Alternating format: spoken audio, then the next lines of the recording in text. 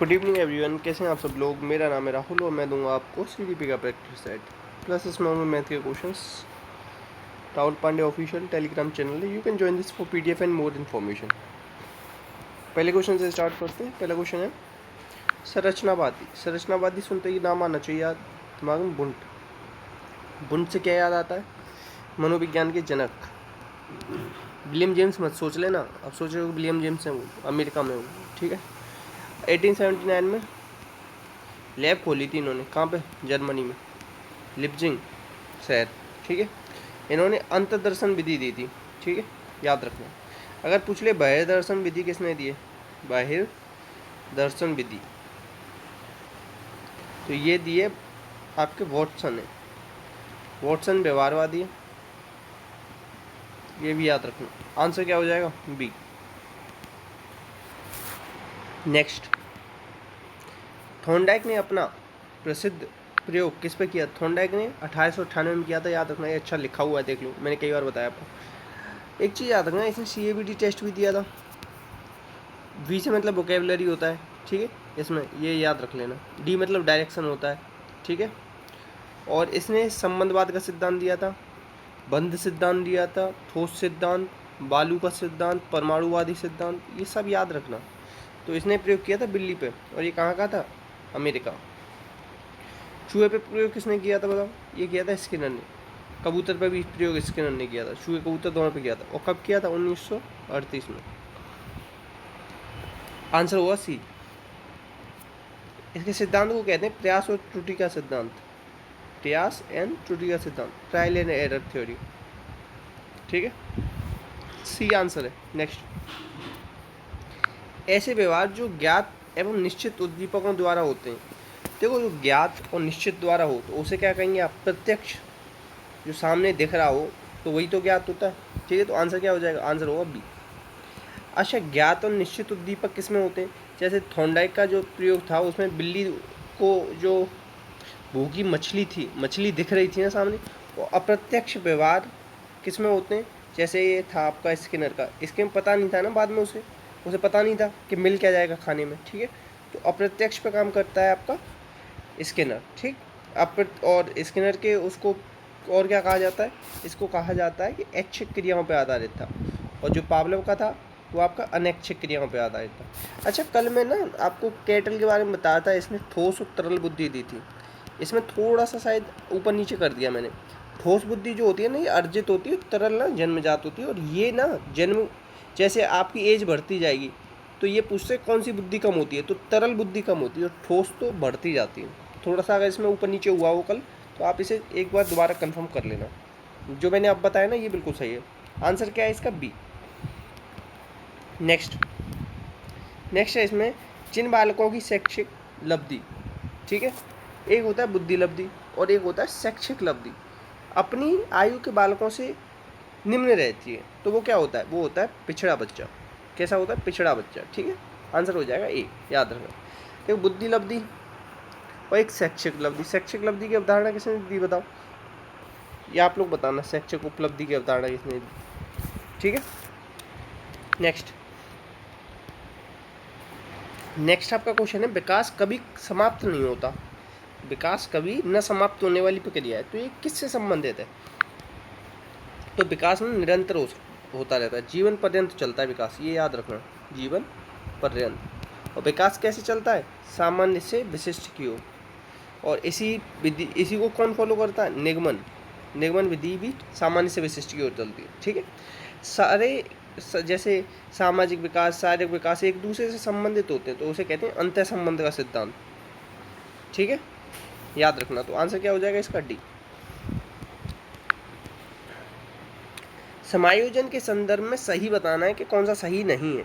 तो देखो, यह निरंतर चलने वाली प्रक्रिया नहीं है, जबकि समायोजन कैसे निरंतर चलने वाली प्रक्रिया है। आंसर हो जाएगा सी।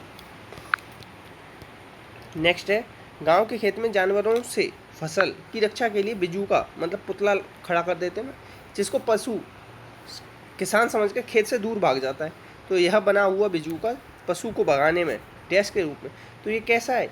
ये है आपका अस्वाभाविक उद्दीपक। स्वाभाविक तो है नहीं, स्वाभाविक तो कौन होता? आपका जो किसान है। किसान क्या है? स्वाभाविक उद्दीपक। और ये बिजू का क्या है, अस्वाभाविक उद्दीपक। और ये किससे रिलेटेड, पावलोव की थ्योरी। इसकी में क्या होता है, उद्दीपक सामान्यीकरण हो जाता है। कभी कभी वो, अब जैसे किसान है, अब वो जितने भी इन्हें देखेगा ना, सबको बिजू का ही समझ लेगा। अब और चीज़ याद रखना, 1904 में नोबेल प्राइज़ मिला था इन्हें पैरोटिड ग्लैंड पर काम करने के लिए। और एक चीज़ याद रखना कि इन्होंने हॉफमैन मशीन पर करके दिखाया था प्रयोग। और ये किस पे आधारित होता है, ये प्रयोग आधारित होता है अनैच्छिक पे आधारित होता है। ठीक है, ये सब याद रखना। और ये क्या है, व्यवहारवादी।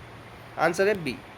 और ये साइकोलॉजिस्ट नहीं है, ये फिजियोलॉजिस्ट है, ये भी याद रख लेना। नेक्स्ट, अब इसमें से कौन सा बाह्य प्रेरणा का उदाहरण है, मतलब बाहर से प्रेरणा जो है। बाह्य प्रेरणा को नकारात्मक भी कहा जाता है, आंतरिक प्रेरणा को सकारात्मक कहा जाता है। आनंददायी होता है जब सीखना, जब ग्रेड मिलते हैं। देखो, अच्छे ग्रेड पाने के लिए कर रहा है अगर कोई काम, तो वो आंतरिक अभिप्रेरणा नहीं होगी। अगर ग्रेड नहीं मिलेंगे तो वो काम नहीं करेगा। तो ये क्या है, ये बाह्य प्रेरणा है। तो बाह्य प्रेरणा का उदाहरण पूछा था, तो आंसर हो जाएगा बी। नेक्स्ट, NCF 2005 की संस्तुति, इसमें से कौन संबंध सत्य नहीं है। तो NCF 2005 कौन सा संबंध नहीं है। तो पहली बात तो ये याद रखो, ये रविन्द्रनाथ टैगोर के जो निबंध है सभ्यता और प्रगति पर आधारित है। और इस क्या यशपाल इसके हेड थे। 21 फोकस पॉइंट पर आधारित है। ठीक है, और ये बस इतना ही याद रखो। जीवन को बाह्य ज्ञान को बाह्य जीवन से जोड़ता है, सही बात है। कौन सा नहीं है, राष्ट्र को प्रजातंत्री मूल्यों का सम्मान कराता है, सही बात है। परीक्षाओं को लचीलापन, सही बात है। मगर देखो, ये तो ज़्यादा से ज़्यादा फर्स्ट से लेके आप 12th तक सोच सकते हो NCF। मगर NCF में कभी विश्वविद्यालय लेवल पे थोड़ी ना काम करता है NCF तो वैसे प्राइमरी लेवल के लिए होता है। आंसर क्या हो जाएगा, सी। ठीक है, तो आंसर क्या हो जाएगा, सी। ये विश्वविद्यालय लेवल तक की बातें नहीं है इसमें। नेक्स्ट है आपका किंडरगार्टन। ये शब्द किस भाषा का है। तो पहली बात याद रखना, जर्मनी भाषा का है। किंडरगार्टन का मतलब होता है खेल का मैदान। किसने दिया था ये विधि, फ्रोबेल। इन्होंने ना गेंद के खेल पे फोकस किया था। 5 इन्होंने भेद इसमें बताएं, 5 अलग अलग तरीके इसी में किंडरगार्टन में। ठीक है, ये भी याद रखना। आंसर क्या हो जाएगा, बी। अब जो आपका साइकोलॉजी है ना, ये किस भाषा का शब्द है, ये आप बताना। ठीक है, नेक्स्ट है आपका, इसमें से कौन सा शिक्षण अधिगम की एक प्रभावशील शिक्षण प्रणाली नहीं है। तो देखो, दिए गए ज्ञान को दोहराने पर ध्यान केंद्रित करना, केवल दोहराने पर ध्यान केंद्रित करना। अंतर्दृष्टि लगाना है, जो बहुत अच्छी बात है। प्रयोग कर रहा है, संवाद कर रहा है, तो ये तीनों अच्छे हैं। मगर दोहराने पे फोकस कर रहा है, दोहराना अच्छा नहीं माना जाता। ठीक है, आंसर होगा डी। अंतर्दृष्टि से कौन याद आता है, कोलर गेस्टाल्टवाद संप्रदाय से रिलेटेड है। इसने चिंपैंजी प्रयोग किए थे, इसका नाम था सुल्तान। और कब किए थे, 1913 से लेकर 18 के बीच में किए थे। मगर जो आपको ऑप्शन मिलेगा उसमें 16 या 17 लगा के आना, इन दोनों में से कोई एक डेट। ठीक है, ये एक डेट मिलेगी 16 या 17 में से। ठीक है, 6-7 साल प्रयोग चले थे इनके। और एक चीज़ याद रखें, इसकी ये किताब है मेंटेलिटी ऑफ एप्स, जिसमें ये प्रकाशित हुआ था, 1925 में आई थी ये। ठीक है, आंसर मैंने बता दिया, डी होगा। नेक्स्ट, अब देखो इंट्रोवर्ट एक्सट्रोवर्ट, तो व्यक्तित्व के प्रकारों की चर्चा किसने की है, तो ये युंग ने की है। ठीक है, और युंग ने क्या सामूहिक अचेतन मन का प्रत्यय दिया है। ठीक है, और इसने साइकोलॉजी ऑफ अनकॉन्शियसनेस दी है। ठीक है, ये याद रखना। और अब एक चीज़ याद रखते हो, जैसे कि गाल्टन व्यक्तिगत भिन्नता की बात करते हैं, और इन्होंने वर्ड एसोसिएशन टेस्ट दिया है। इसमें 100 शब्द बताएं, कब दिया था, 1910। मगर सबसे पहले वर्ड एसोसिएशन टेस्ट किसने दिया था, सबसे पहले वर्ड एसोसिएशन टेस्ट किसने दिया था, अगर आपको याद हो तो आप बताना। ठीक है, क्रेचमर और कैनन। अब देखो, कैनन ने तो ग्रंथियों के आधार पर सबसे पहले दिया था, वर्गीकरण किया था ग्रंथियों के आधार पर, ये पूछा जाता है। स्प्रेंगर ने किताब लिखी है, कौन सी, टाइप ऑफ मैन, और 6 प्रकार का व्यक्तित्व बताया। ठीक है, याद रखना, आंसर हो जाएगा बी। आंसर क्या है, बी। नेक्स्ट, अब बुद्धि लब्धि का सूत्र निकालने को कौन सा दिया, देखो गुणा 100 तो आता ही, ये तो डायरेक्ट निकल जाएगा। अब फाइनल फॉर्मूला टर्मन ने दिया था। ठीक है, और इन्होंने शिक्षा लब्धि का भी कॉन्सेप्ट दिया है, बुद्धि लब्धि, शिक्षा लब्धि। आफ्टर और स्टर ने क्या दिया, उन्होंने क्लाउड पिक्चर टेस्ट दिया है, ये भी याद रखना। ठीक है, अब इसी के अंदर आते हैं बिने, जिन्होंने एक कारक सिद्धांत दिया था। ठीक है, आंसर हो जाएगा सी। नेक्स्ट है आपका, सीखने में प्रयास व भूल के सिद्धांत का प्रतिपादन थॉर्नडाइक ने किया है। 3 प्रकार की इन्होंने बुद्धि बताई है, मूर्त, अमूर्त, सामाजिक। मूर्त होती है व्यवहारिक या यांत्रिक, और सामाजिक को कहते हैं सामवेगिक, ठीक है, याद रखना। और गेस्टाल्टवाद की शुरुआत किसने की थी? 1912 में बर्दिमन ने, जिसका कि एक पूर्ति का सिद्धांत है, ठीक है। बस इतना याद रखो, आंसर हो जाएगा सी।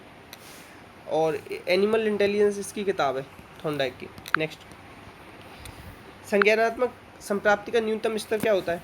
देखो ये ब्लूम ने 3 चीज़ें बताई थी, कॉग्निटिव, अफेक्टिव, साइकोमोटर। उसमें कॉग्निटिव पे ज़्यादा जोर दिया था ब्लूम ने 1956 में, ठीक है। 6 स्टेप बताए थे, 2001 में रिवाइज हुआ है। तो ज्ञान से शुरुआत होती है, ज्ञान, बोध, अनुप्रयोग, ठीक है, और विश्लेषण, संश्लेषण, मूल्यांकन, इस तरीके से, ठीक है। और ये वाला अफेक्टिव किसने बताया था? क्रेथवेल ने बताया था, ठीक है। और साइकोमोटर किसने बताया? हैरो, डोब और सिम्पसन ने, ठीक है। ये सब याद रखना। और ये कब आया? 1964 में आया, ये 1966 में आया। आंसर हो जाएगा इसका ए। अच्छा, ब्लूम ना बुद्धि का आश्चर्यजनक सिद्धांत, और इन्होंने दिया है मास्टरी लर्निंग का कॉन्सेप्ट, जिसमें इन्होंने 0.85% आना चाहिए आंसर। और एक डिस्कवरी लर्निंग और है, जिसका कि कॉन्सेप्ट दिया है ब्लूम ने, जो कौन है? रेलिवेंस ऑफ एजुकेशन किताब के राइटर, ठीक है। इनएक्टिव, आइकॉनिक, सिंबॉलिक, 3 स्टेज बताई इन्होंने। आंसर ये बता दिया। नेक्स्ट, स्टैनफोर्ड बिना परीक्षण, इसे ही एक कारक सिद्धांत कहते हैं, 1905 में आया था, जिसमें कितने थे? 30 क्वेश्चन थे, 3 वर्ष से 15 वर्ष के बच्चों पर प्रयोग किया था, जनरल इंटेलिजेंस चेक करने के लिए था, ठीक है। 1908 में इन्होंने मानसिक आयु का संप्रत्यय दिया था, ठीक है। और फिर 59 क्वेश्चन कर दिए थे, बुद्धि से रिलेटेड है। आंसर ए हो जाएगा। और इसे क्या कहा था? बिना कोई टेस्ट कोई कहा जाता है निरंकुशवादी सिद्धांत, ठीक है। आंसर है सी। आंसर क्या हो जाएगा? सी। नेक्स्ट है मूल प्रवृत्तियाँ 14 प्रकार की किसने वर्गीकृत की? तो देखो ये की है मैकडूगल ने। किसने की? मैकडूगल ने। और ये सारी मूल प्रवृत्ति कैसी होती हैं? आपकी जन्मजात होती हैं। कैसी होती हैं? जन्मजात। मैकडूगल की किताब है आउटलाइन ऑफ साइकोलॉजी, ठीक है, और इंट्रोडक्शन ऑफ सोशल साइकोलॉजी, ये है, ठीक है। मैकडूगल ने चेतना को एक बुरा शब्द बोला था, ये भी याद रखना। थॉर्नडाइक ने बताया था हेरिडिटी और एनवायरनमेंट के गुणनफल हैं हम लोग, ठीक है, ये भी याद रखना। और ड्राइवर की एक किताब है, कौन सी? दिमाग से उतर गई, छोड़ दो। अब मूल प्रवृत्ति बता दी मैंने आपको, किसने दी? मैकडूगल। आंसर होगा बी। नेक्स्ट है 12 से 16 वर्ष के बच्चों के लिए डॉक्टर एस जलोटा ने किस प्रकार का परीक्षण प्रतिपादित किया? तो जलोटा का जो था ना, वो कैसा था बताओ? ये सामूहिक था पहली बात तो, और कैसा था? शाब्दिक था। सामूहिक और शाब्दिक। तो सामूहिक शाब्दिक कहीं दिख रहा? नहीं दिख रहा, मगर साधारण मानसिक योग्यता परीक्षण दिख रहा है, इसलिए ये लगा दो। और अशाब्दिक कौन सा था? अशाब्दिक था आपका कौन सा? भाटिया बैटरी टेस्ट, ठीक है। और भाटिया बैटरी टेस्ट कैसा था? एक आदमी का होता है, उस तरीके से था, एक आदमी का, और वो भी कैसा? अशाब्दिक, ठीक, याद रखना। आंसर क्या हो जाएगा इसका? बी। आर्मी अल्फा टेस्ट, ये कैसा है? शाब्दिक टेस्ट था, और सामूहिक शाब्दिक, ठीक है। और किसने दिया था? आर्थर एस ओटिस, ये भी याद रखना, ठीक है। आंसर क्या हो जाएगा? बी। और क्या याद रख सकते हो आप इससे? भाटिया बैटरी टेस्ट जो था ना, चल छोड़ो, इतना याद रखो। आंसर है इसका बी। नेक्स्ट, बुद्धि का द्विकारक सिद्धांत किसने दिया? तो द्विकारक दिए स्पीयरमैन, द्विकारक, त्रिकारक, ठीक है, और सामूहिक कारक भी दिया है। सामूहिक कारक, समूह कारक मत कर देना। समूह कारक तो थर्स्टन का है, जिसने 7 प्रकार की 7 प्राइमरी मेंटल एबिलिटीज बताई हैं। इन दोनों में अंतर है। समूह कारक थर्स्टन का है, और सामूहिक कारक ये स्पीयरमैन का है, ठीक है। और बर्ट और बर्मन का कौन सा? पदानुक्रमिक सिद्धांत, पदानुक्रमिक सिद्धांत, ये याद रखना। आंसर हो जाएगा बी। इसे ही क्या कहा जाता है? राजतंत्रीय सिद्धांत। नेक्स्ट है आपका, देखो ये बताना है कि ये कैसे सेटिस्फाई करना है। तो देखो 603 गुणा 28 बराबर 63 गुणा 4, 4 7 28, 63 से कितनी बार कटेगा? ये कट जाएगा। चलो और काट के देख लेते हैं। तो 3 दूनी 6, 3 एकम 3, और 3 दूनी 6, 0 1, ठीक है। और 7 3 21, 3 6 का 18, 19 20, और 7 21, 67 बार कटेगा। इस तरीके से काट पीट करनी है, और कुछ नहीं करना है इसमें। आंसर ये है। नेक्स्ट, अब इसमें बताना है कि 5 के स्थानीय मान और इसमें 7 के अंकित मान में अंतर। अब देख रहे हो, मेरे से खुद गलत हो गया था, पता क्यों? हम लोग आगे का तो पढ़ लेते हैं, तो पीछे भी सोचते हैं स्थानीय मान ही पूछा होगा, इस चक्कर में गलत हो गया। 5 का स्थानीय मान क्या है? इसमें 500। 7 अंकित मान तो देखने की जरूरत ही नहीं है, अंकित मान जो संख्या होती है ना वही होती है। तो 7, तो अंतर बताना है, तो कितना आ गया? 493 आ गया। नेक्स्ट है इसमें, अब इसमें बताना है कि बहुलक क्या है। तो सबसे ज़्यादा बार क्या आ रहा है? 14 14 14 14 14 आ रहा है इसमें 4 बार। सबसे ज़्यादा यही आ रहा है। तो 14 को मैं और क्या लिख सकता हूँ 14.0, 14 को और क्या लिख सकता हूँ 40.00, कितनी भी बार लगा दो पॉइंट के बाद तो जीरो, कोई ऐसा नहीं होता, आंसर होगा सी। नेक्स्ट है दो संख्याओं का अनुपात 2:7 है, अंतर 80 बता रहा है। अंतर कितना है इनका 5, 5 किसके बराबर है 16 के बराबर है, 16 पंजे 80। तो छोटी संख्या बतानी, तो 16 दूनी 32, ठीक है। नेक्स्ट ये कह रहा है कि किसी वस्तु के क्रय मूल्य तथा विक्रय मूल्य का अनुपात ये है, तो हानि बताओ। 5 की चीज़ थी 4 में बेच दी, तो मतलब 1 की हानि हो गई, तो 100 का गुणा कर दो, तो 20 पंजे 100, तो कितना हानि होगी 20%। नेक्स्ट अब ये कह रहा है किसी संख्या के 70% में से इतने घटाने पर परिणाम 90 आता है, मतलब 70% में से ये घटा दूँ तो ये बचता है, तो इन दोनों को जोड़ दूँ तो 70% आ जाएगा। 120 और 90 कितना है, 70% की वैल्यू दे रखी है 210, 0 से 0 का 7 से 3 बार, तो 3, 1 की वैल्यू 3 आ गई, तो 100 की वैल्यू कितनी होगी 300। नेक्स्ट है एक दो अंकों की वाली संख्या के गुणनफल 12 है, तो 6 दूनी 12, 2 6 दूनी 12, 4 तीन 12, 4 तीन 12, ठीक है। यदि हम संख्या में 36 जोड़ दें तो प्राप्त संख्या जो इंटरचेंज हो जाती है, मतलब इसमें अगर मैं 36 जोड़ूंगा तो ये 26 हो जाएगी, नहीं हो पाएगी। अगर मैं इसमें 36 जोड़ूंगा तो बदल जाएगी, ये बदल सकती है। 26 + 36, 6 दूनी 12, हाँ से लगाई 3 2 5 1 6।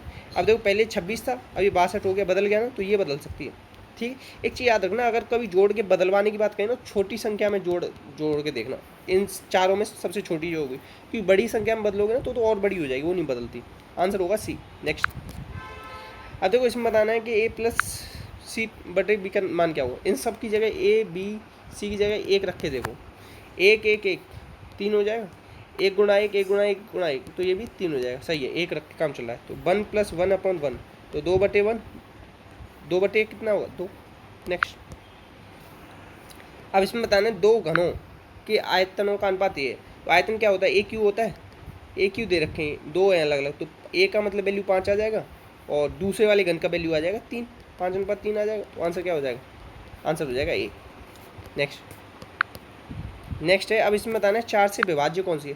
देखो कभी भी 2 से विभाज्य पूछे तो आखिरी लास्ट संख्या देखना कट रही है नहीं कट रही है। 4 से पूछे तो लास्ट के 2 देखना, लास्ट की 2 संख्या करते हैं। 8 से पूछे तो लास्ट की 3 संख्या चेक करते हैं।